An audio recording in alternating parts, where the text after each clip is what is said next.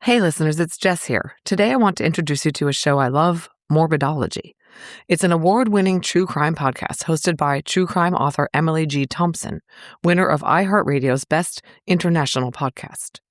Emily researches, writes, and produces every episode herself, and she's known for her restrained, meticulously researched storytelling. No sensationalism, just the facts, told with real care for the victims at the center of these cases. I'd like to play a short preview of an upcoming episode, the 2022 Raleigh shootings, airing on Morbidology on August 31st. On the evening of 13th October 2022, in the Hedingham neighborhood of northeast Raleigh, North Carolina, residents heard shots. Those who stepped outside saw a figure moving through the quiet suburban streets, dressed head to toe in camouflage, carrying a long gun, walking with slow and deliberate purpose through a neighborhood he had known his entire life. Nobody who saw him that evening could have known what he had already done. By 2022, nearly 500,000 people lived in Raleigh. It had been ranked among the best places to live in the United States. It was growing at nearly 2.5% every year. On the northeastern edge of the city, a neighbourhood called Hedingham had been taking shape since the early 1990s. It was the kind of place that real estate listings described as a hidden gem. Established enough to feel settled, well maintained enough to feel cared for, close enough to the city to be convenient, and far enough from it to feel removed.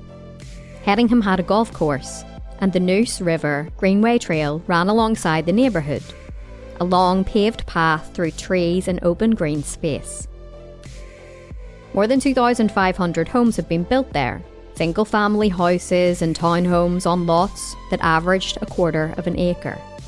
The people who lived in Hedingham had been there long enough to know each other. They waved when they passed on the street. They shared a neighbourhood Facebook group. They complained to the HOA when something bothered them.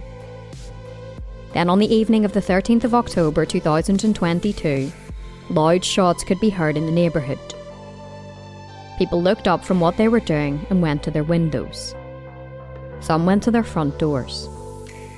What those who stepped outside saw stopped them. Moving through the streets of Hedingham in the early evening light was a figure in full camouflage gear, carrying a long gun and a backpack. One neighbour who saw him that evening said afterwards that the figure had looked, to her, like a baby. A baby dressed for war, moving through the streets where he had grown up. We heard some shots outside, and I looked out my window, and the neighbor is on the ground, I think.